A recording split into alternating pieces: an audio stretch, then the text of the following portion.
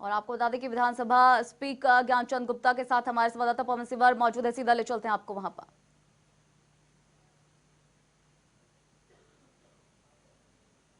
जी पवन।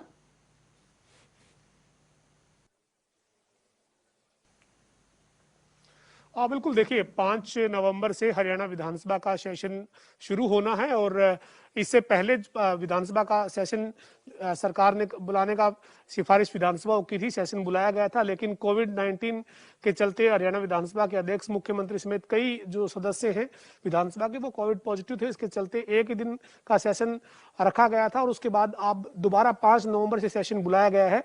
लेकिन सेशन बुलाए जाने की जिस तरह से खबर आई है उसके बाद विपक्ष जो है वो लगातार ये कह रहा है कि प्राइवेट बिल जो है वो कृषि कानूनों के ऊपर लेकर हरियाणा विधानसभा में आएंगे। उन तमाम मसलों पर बातचीत करने के लिए मेरे साथ हरियाणा विधानसभा के अध्यक्ष ज्ञानचंद गुप्ता मौजूद हैं।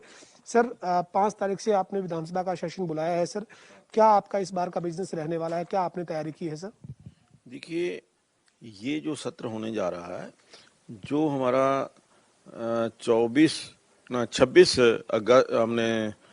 अगस्त को जो सत्र था उसको हमने स्थगित किया था।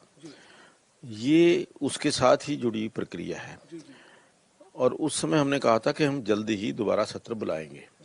तो उसी दृष्टि से 5 नवंबर को 2 बजे ये विधानसभा का सत्र होने जा रहा है और इस सत्र के अंदर जो पिछले सारे पेंडिंग काम हैं वो सब काम हम इस सत्र के अंदर निपटाएंगे और इसके अलावा जो कुछ नए काम भी आएंगे उसके ऊपर भी हम विचार करेंगे।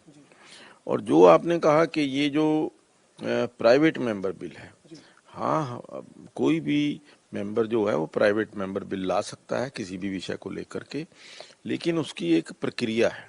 उस प्रक्रिया के तहत जो उनका बिल आएगा, जो उनका इस बारे में प्राइवेट मेंबर बिल आएगा, उसके ऊपर हमारा जो लीगल यहाँ का ब्रांच है उसके ऊपर लीगली वो ठीक है या नहीं है उसके ऊपर विचार करती है और उसके पश्चात हम एलआर के पास, जो हमारे हरियाणा स्टेट के एलआर है उनके पास भेजते हैं। वो ये चेक करते हैं कि क्या ये कानून लीगली ठीक है या किसी इसके अंदर अनियमितताएं तो नहीं है।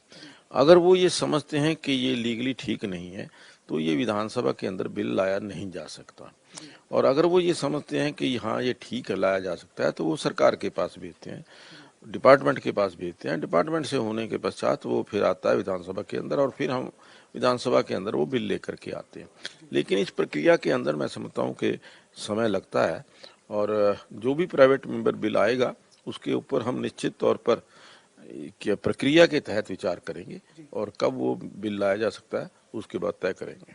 ठीक है सर, प्राइवेट मेंबर बिल जो है वो 5 नवंबर से दोपहर 2 बजे से आपका सेशन शुरू होना है, तो विधानसभा के नियम क्या कहते हैं, कब तक वो आपको मिलना चाहिए? वो 15 दिन पहले तक हमें मिलना चाहिए। हाँ, 15 दिन पहले तक हमें उसकी वो जो बिल की कॉपी है, प्रति है, वो आनी चाहिए उनकी तरफ से, जो भी मेंबर बिल लाने वाले हैं। स्पीकर साहब, जो बिजनेस 5 नवंबर से शुरू हो रहे सेशन में रहेगा उसमें प्रश्नकाल रहेगा नहीं रहेगा, साथ ही कोविड-19 के मद्देनजर विधायकों के टेस्ट करवाएंगे या नहीं करवाएंगे, साथ ही कितना सवाल या फिर कोई काम रोको प्रस्ताव, कुछ आपको जानकारी हो सर अभी बिजनेस की? हाँ देखिए, बिल्कुल अभी तक की जो स्थिति है फिलहाल तो एक तो ये है कि जो हमने पिछला पेंडिंग कार्य है वो उसको पूरा करना है और जो प्रश्नकाल है वो निश्चित तौर पर होगा। अभी तक 370 के करीब तारांकित प्रश्न आ चुके हैं और 87 जो हैं अनस्टार्ड क्वेश्चन, अतारांकित प्रश्न आए हुए हैं। इसके अलावा 34 जो हैं एडजर्नमेंट मोशन आई हैं, ना कॉल अटेंशन मोशन आई हैं, और 4 जो हैं वो एडजर्नमेंट मोशन आई हैं। 2 बिल जो हैं पिछली बार जो विधानसभा के अंदर पेश हुए थे वो एक तो इंट्रोड्यूस हो गया था, दूसरा इंट्रोड्यूस भी नहीं हो पाया था। उन बिलों के ऊपर हम चर्चा करेंगे। स्पीकर साहब, साथ ही जो है वो एक और मसला काफी समय से जो है वो उलझा हुआ है, उसको लेकर आपने पहल की है और कई बार आपने उसको लेकर गंभीरता के साथ जो है वो बातचीत का दौर आगे बढ़ाया है। मैं बात कर रहा हूँ हरियाणा पंजाब विधानसभा का जो कमरों का या जगह का जो विवाद है, उसमें सर अब क्या आप तय करेंगे? चूंकि आपने कहा था कि अगर जरूरत पड़ेगी तो केंद्रीय गृह मंत्री से भी बात करेंगे, मुलाकात करने की तैयारी करेंगे। निश्चित तौर पर हमने प्रयास किया कि ये मसला जो है ये टेबल पर बैठ करके इसकी समस्या का समाधान हो जाए। और पंजाब और के साथ मैंने खुद जा कर के पंजाब के आदरणीय स्पीकर महोदय से प्रार्थना की कि हमारा जो हक है ये हमारे पास पेपर्स हैं और उसके मुताबिक ये हक हमें मिलना चाहिए।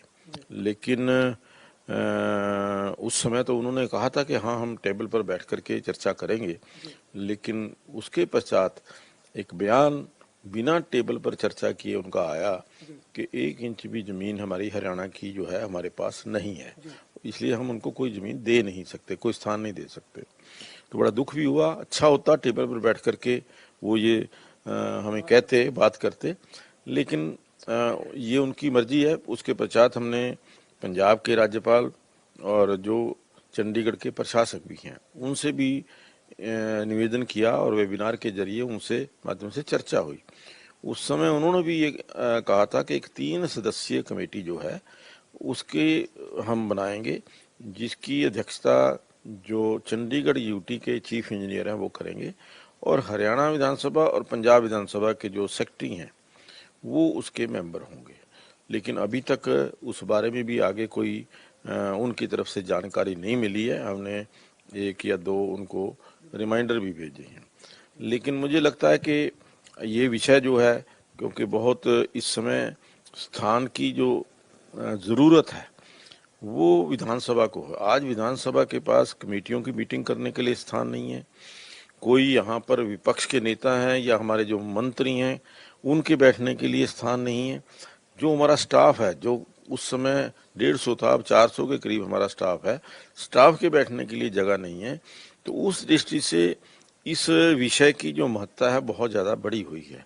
तो इसलिए हमारा ये प्रयास है कि इस जल्दी से जल्दी इस समस्या का समाधान होना चाहिए और उसके लिए अभी आने वाले सत्र के अंदर हम सभी विधायकों की राय लेंगे कि हमें आगे इसके ऊपर और कैसे बढ़ना चाहिए।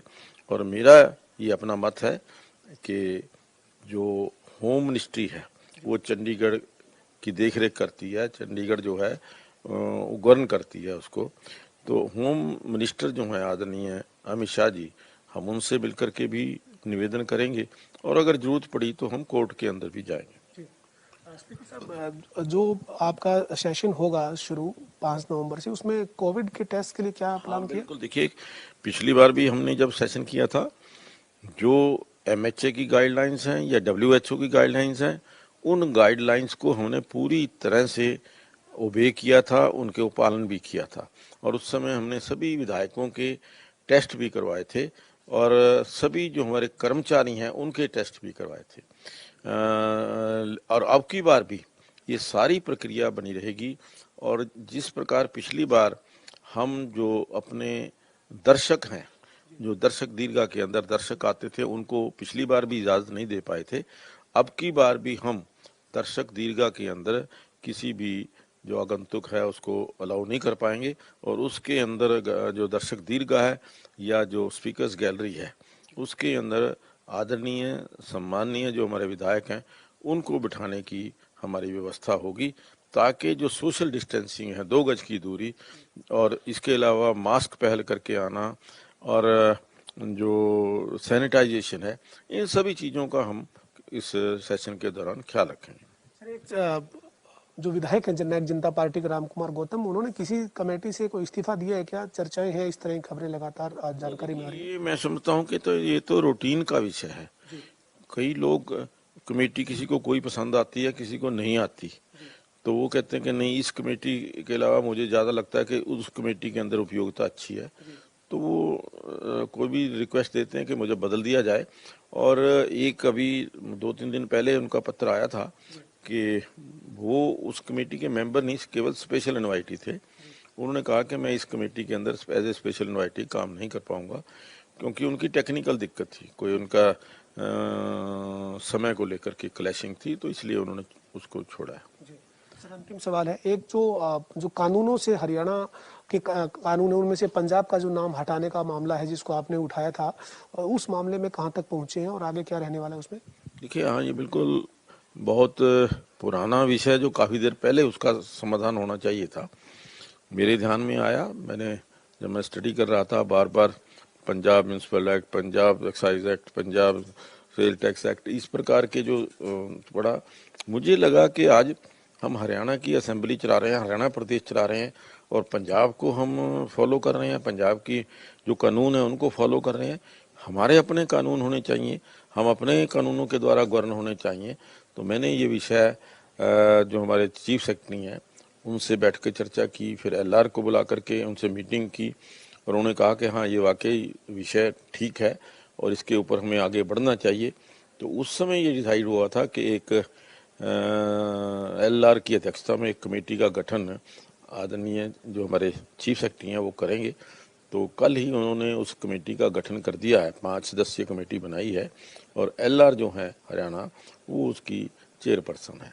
तो 1 महीने के समय के अंदर हम ये सारी प्रक्रिया के ऊपर विचार करेंगे और उसके लिए मैंने अभी मंगलवार को इसकी बैठक भी जो है कमेटी की बैठक वो भी हमने रख ली है। मंगलवार को आगे कैसे इसको जल्दी से जल्दी किया जा सकता है उसके ऊपर विचार करेंगे। तो ये हरियाणा विधानसभा के अध्यक्ष ज्ञानचंद गुप्ता हमारे साथ थे, जिन्होंने कहा है कि 5 नवंबर को जो विधानसभा का सेशन शुरू होगा उसके लिए तमाम जो WHO के गाइडलाइन है, केंद्र सरकार की गाइडलाइन है कोविड को लेकर, उनको फॉलो किया जाएगा, सोशल डिस्टेंस मेंटेन रखा जाएगा। साथ ही हरियाणा और पंजाब में जो जगह, विधानसभा में जगह का जो मसला है उसको लेकर भी विधायकों की रायशुमारी ली जाएगी, विधायकों से सलाह मशवरा किया जाएगा। हालांकि स्पीकर ने यह भी कहा है कि उनका मत है कि इस मामले में केंद्रीय गृह मंत्री से भी बात अगर करनी पड़े तो वहां पर जाके बात करनी चाहिए, कोर्ट जाना पड़े तो कोर्ट जाना चाहिए, लेकिन इससे पहले वो विधायकों की इस मामले में राय जरूर लेंगे। तमाम मुद्दों पर स्पीकर ने हमारे साथ खास बात